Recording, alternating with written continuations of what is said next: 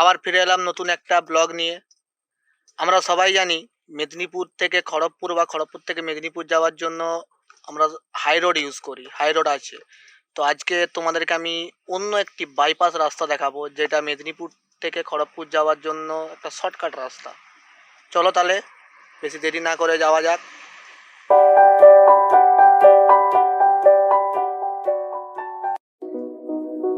When I was standing at the early shade, I'ma sound like you like early.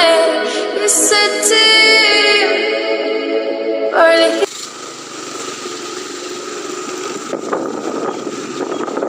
এই দেখা যাচ্ছে এখানে একটা বানসাল সিমেন্ট প্রাইভেট লিমিটেড আছে, বাম দিকে বানসাল সিমেন্ট প্রাইভেট লিমিটেড। এবং এইখানে একটি চৌরাস্তার মোড় আছে, যে চৌরাস্তার মোড় থেকে ডান দিকে চলে যাচ্ছে গোকুলপুর স্টেশন। মেদিনীপুর টু হাওড়া যাওয়ার যে ট্রেনের রুট, সেই রুটের মধ্যে একটি স্টেশন হচ্ছে গোকুলপুর স্টেশন। ডান দিকে চলে যাচ্ছে এই রাস্তায়। সামনে হচ্ছে tata metallics limited, tata metallics limited আছে ডান দিকে।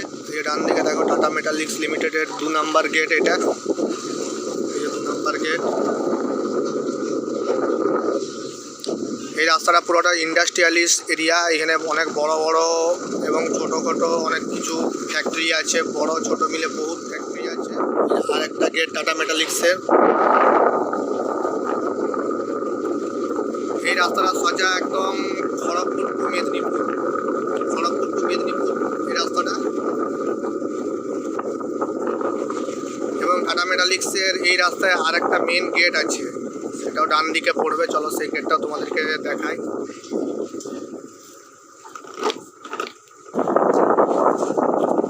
সামনে দেখা যাচ্ছে এই রাস্তায়, সামনেই দেখা যাচ্ছে একটি এটিএম আছে, এক্সিস ব্যাংকের এটিএম।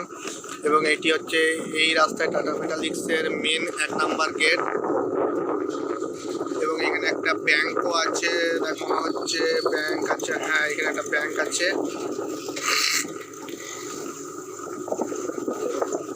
এটা হচ্ছে ব্যাংক অফ ইন্ডিয়া, ব্যাংক আছে।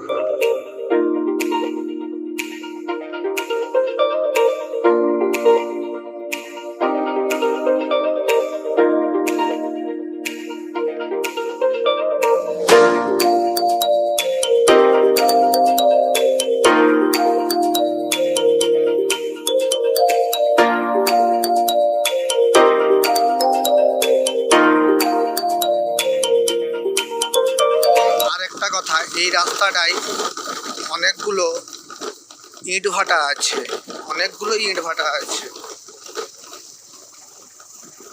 তো ইট ভাটাগুলো ইট তৈরি হয়নি এই মুহূর্তে, 2-3 দিন বৃষ্টি হয়ে যাওয়ার জন্য এই মুহূর্তে কাজ বন্ধ আছে। তাই আমি তোমাদেরকে দেখাতে পারলাম না, মানে তোমাদেরকে আমি দেখাতাম যে ইট ভাটায় কীভাবে ইট তৈরি হয়। ঠিক নেক্সট টাইম।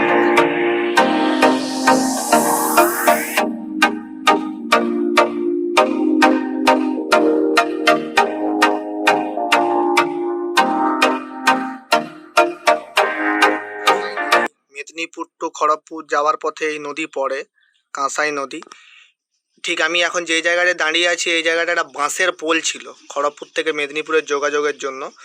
তো 2-3 দিন প্রচুর বৃষ্টি হওয়ার জন্য ওই পোলটি ভেঙে গিয়েছে। এখন আমাদের কাছে ভরসা হচ্ছে ওই যে একটি রেল ব্রিজ দেখা যাচ্ছে, ট্রেন লাইন, তো ওই রেল ব্রিজে যাতায়াত করতে হয়। ওই যে রেল ব্রিজ, ওই রেল ব্রিজের উপর দিয়েই সমস্ত মানুষ যাতায়াত করে এবং ট্রেনও যাতায়াত করে, খুব রিস্ক নিয়ে যাতায়াত করতে হয়। ঠিক এই জায়গাটায় বাঁশের পোলটা ছিল, বাঁশের ব্রিজটা। তো ব্রিজটা যে কোনো কারণে অতিরিক্ত জল বেড়ে যাওয়ার জন্য ব্রিজটা ভেঙে গিয়েছে। এই জায়গাটা ভোরবেলায় দারুণ লাগে, ভোরবেলায় কেউ যদি ঘুরতে আসে তো এই জায়গাটায় আসলে খুব ভালো জায়গাটা।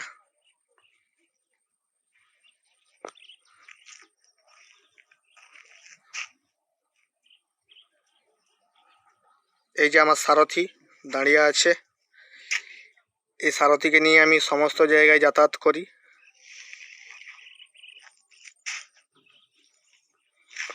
চলো আর দেরি করে লাভ নেই, যে রেল ব্রিজটা দিয়ে আমি যাতায়াত করি সেই রেল ব্রিজটার উপরে উঠে তোমাদের সাথে কথা বলছি।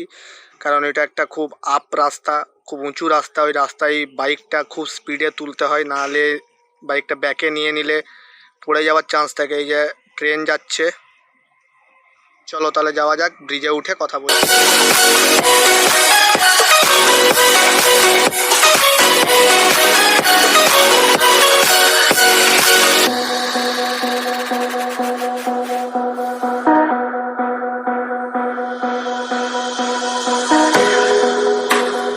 Look like a ride, show me right. Oh, take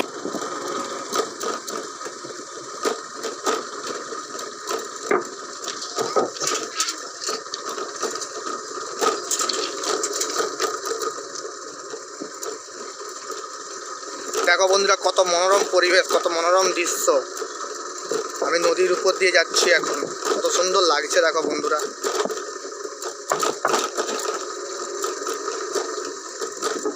এই হচ্ছে রেল লাইন।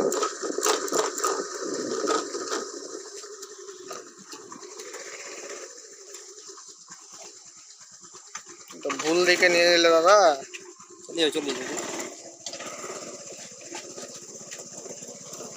বন্ধুরা, ব্রিজ থেকে নেমে গিয়েছি, এবারে যাচ্ছি। আর একটু যাওয়ার পরে মেন রাস্তায় উঠে যাব।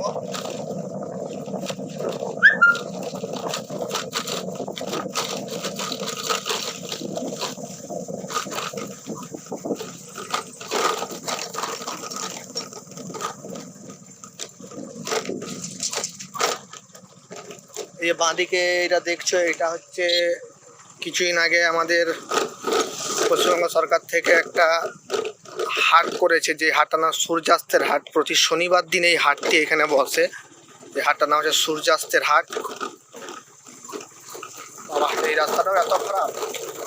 কিছুদিন আগে এসেছিলাম, এই রাস্তাটা খুব ভালো ছিল। তো আজকে তো দেখছি রাস্তার অবস্থা খুব খারাপ।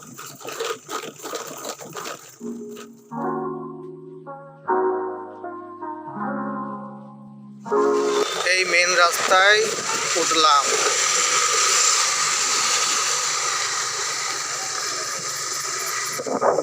এই রাস্তাটা হচ্ছে মেদিনীপুর ধেড়ুয়া ঝাড়গ্রাম রাস্তা। মেদিনীপুর ধেড়ুয়া ঝাড়গ্রাম রাস্তা।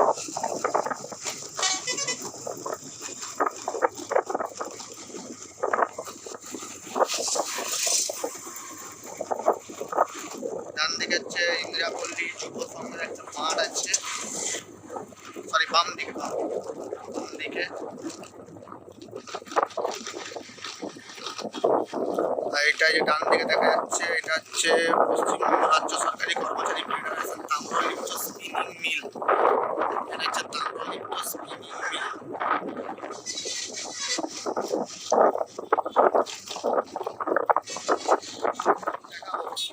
যতটা পারি। তো ভিডিওগুলো করতে খুব কষ্ট হয়, খুব পরিশ্রম হয়। যদি ভিডিওগুলো ভালো লেগে থাকে প্লিজ একটা লাইক, কমেন্ট, শেয়ার করবে এবং চ্যানেলের সাথে থাকার জন্য সাবস্ক্রাইব করে পাশে বেল আইকনটা টিপবে প্লিজ, যদি ভিডিওগুলো ভালো লাগে। যে ডান দিকে একটি মন্দির আছে, এই মন্দিরটা হচ্ছে গোপনন্দিনী মন্দির। এই যে মন্দিরটা, এটা হচ্ছে গোপনন্দিনী মন্দির। দেখি মন্দিরটার কাছে যাই একবার তোমাদেরকে প্রতিমার ছবিটা দেখানোর জন্য।